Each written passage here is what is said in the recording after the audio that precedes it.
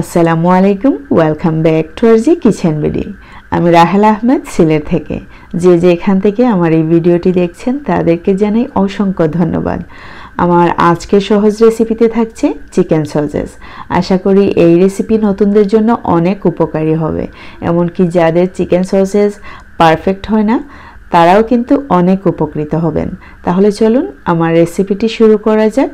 ভালো লাগলে অবশ্যই আমার চ্যানেলটি সাবস্ক্রাইব করে আমার পাশেই থাকবেন। চিকেন সসেস তৈরি করার জন্য অবশ্যই আমাদেরকে বোনলেস চিকেন নিতে হবে। তাই জন্য আমি এখানে নিলাম 350 গ্রামের মতো চিকেন। আপনারা কিন্তু মুরগির যে কোনো পোরশন থেকে মাংসটা কেটে বের করলেই হলো। অ্যাড করে নিচ্ছি আমাদের পছন্দ মতো কিছু উপকরণ। দিয়ে দিচ্ছি 3 টেবিল চামচ পরিমাণ কর্নফ্লাওয়ার, দিয়ে দিচ্ছি 4 টেবিল চামচ পরিমাণ ময়দা, 1 টেবিল চামচ পরিমাণ চিলি ফ্লেক্স, 1 টেবিল চামচ পরিমাণ পাপরিকা পাউডার, 2 টেবিল চামচ পরিমাণ সয়া সস, দিয়ে দিচ্ছি স্বাদ মতো লবণ। তারপর দিয়ে দিচ্ছি প্রায় 3 টেবিল চামচ পরিমাণ সরষে তেল। এখন আমি খুব ভালো করে মাখিয়ে নিচ্ছি চামচের সাহায্যে। এখানে আমাদের পছন্দ মতো মশলা অ্যাড করতে পারি। আমি কিন্তু আজকে ডিম ছাড়া এমনকি আদা রসুন ছাড়াই এই চিকেন সসেস আপনাদেরকে তৈরি করে দেখাবো। দেখতে পাচ্ছেন খুব ভালো করে ব্লেন্ড করে নিতে হবে। আমার ব্লেন্ড করে নেওয়া শেষ। এখন যদি আপনাদের কাছে ফয়েল পেপার থাকে তাহলে ফয়েল পেপার, অথবা ফয়েল পেপার না থাকলে প্লাস্টিকের যে পেপারগুলো আছে, অথবা আমাদের ঘরে যে অনেক প্যাকেট থাকে প্লাস্টিকের, বাজার থেকে তো অবশ্যই আনা হয়, এগুলোতেও ঠিক সেমভাবে কাজ করে নিতে পারেন। দেখতে পাচ্ছেন আমি চামচের সাহায্যে ফয়েল পেপারে পেস্টটুকু দিয়ে দিচ্ছি, তারপর হাত না লাগিয়েই মুড়িয়ে নিচ্ছি। ঠিক এইরকম করে আমি সবগুলা চিকেন সসেস স্টিক তৈরি করে নিলাম। আপনারা যদি খুব বেশি ড্রাই একটা ডো তৈরি করে ফেলেন, সেক্ষেত্রে আপনারা হাত দিয়েও বেলে নিতে পারেন। তবে আমি সাজেস্ট করব ঠিক এই ওয়েতে যদি আপনারা তৈরি করে খান, আশা করি এর স্বাদ জীবনেও ভুলবেন না। এর সাথে যদি ডিম অ্যাড করে নেওয়া হয়, চিকেনের ফ্লেভারটাই অন্যরকম হয়ে যায়, একেবারেই আমার মনে হয় যে নষ্টই হয়ে যায়। নতুনদের জন্য অবশ্যই বলতে পারেন এটি স্পেশাল একটা টিপস। আর একটা টিপস বলি, অবশ্যই এই চিকেন সসেসের সাথে আদা রসুনের পেস্ট অ্যাড করবেন না, তা না হলে এর টেস্ট আরও বাজে হয়ে যাবে, অনেকটাই ভালো লাগবে না। আপনার ইচ্ছে হবে আলু ভাজির সাথে খেতে চিকেন সসেস, তখন কিন্তু আদা রসুনের পেস্টে অন্যরকম একটি ফ্লেভার অ্যাড করে ফেলবে, এমনকি ডিম দিলেও অন্যরকম একটি ফ্লেভার অ্যাড করে ফেলবে, ভালো লাগবে না খেতে।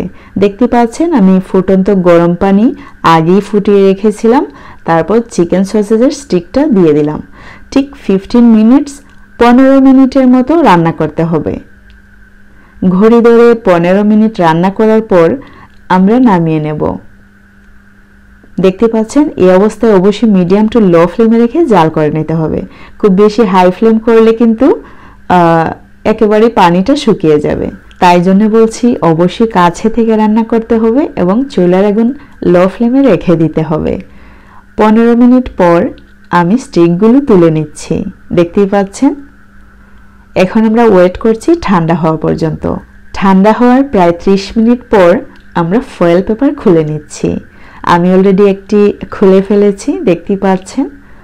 আমি এখন সবগুলো একে একে খুলে নিচ্ছি। আপনারা অবশ্যই এই রেসিপিতে কোনো ডিম আদা রসুন ইউজ করবেন না। আর হ্যাঁ, যদি কেউ চায় ডিম আদা রসুন এগুলো অ্যাড করে নিতে, অবশ্যই আপনারা অ্যাড করে নিতে পারেন। কর্নফ্লাওয়ার এবং ময়দার পরিমাণটা ঠিক রেখে, বাইন্ডিংসে যে উপাদানগুলো কাজ করবে, তা না হলে তো ফেটে যাবে, তাই না? সো ময়দা এবং কর্নফ্লাওয়ারের পরিমাণটা ঠিক রেখে আপনারা আপনাদের পছন্দ মতো মশলা অ্যাড করতে পারেন। কিন্তু আমি সাজেস্ট করব আদা রসুন এমনকি ডিম ইউজ না করার জন্য। কারণ হচ্ছে চিকেনের যে অরিজিনাল ফ্লেভার, এই ফ্লেভারটা কিন্তু হারিয়ে যাবে। সো অবশ্যই চেষ্টা করবেন আমি যে ওয়েতে তৈরি করেছি সেই ওয়েতে তৈরি করে খাওয়ার। আশা করি আপনারা এর সাথে জীবনও ভুলবেন না। আর যদি এরকম তৈরি করে খান আমাকে অবশ্যই কমেন্টস করে জানাতেও ভুলবেন না। দেখতে পাচ্ছেন আমি একটি চিকেন সস স্টিক আপনাদেরকে কেটে দেখাচ্ছি। 30 মিনিট পরই কিন্তু আমি কেটে নিচ্ছি। যদি আমরা ডিপ ফ্রিজে রাখার পর কাটি তাহলে কিন্তু স্লাইসগুলো আরও সুন্দর হয়ে বের হবে। আশা করি আপনারা বুঝতে পেরেছেন। চিকেন স্টিক তৈরি হয়ে যাওয়ার পর অবশ্যই আমরা জিপলক ব্যাগে অথবা প্লাস্টিকের কোনো একটা ব্যাগে অথবা সুন্দর কোনো প্লাস্টিকের বক্সে আমরা ডিপ ফ্রিজে সংরক্ষণ করে রাখতে পারবো 6 থেকে 8 মাস পর্যন্ত। এর বেশি কিন্তু আমরা রাখতেও পারবো না। আশা করি তাড়াতাড়ি খেয়ে ফেলবো। দেখতে পাচ্ছেন আমি ঠিক এই রকম করে ডিপ ফ্রিজে রেখে দিচ্ছি। আমার এই রেসিপি কেমন হয়েছে অবশ্যই কমেন্টস করে জানাতে ভুলবেন না। আপনাদের মূল্যবান মতামত অবশ্যই আমাকে জানাবেন। আশা করি আমি অনেক উপকৃত হব। তাহলে আজ এ পর্যন্তই। আল্লাহ হাফেজ।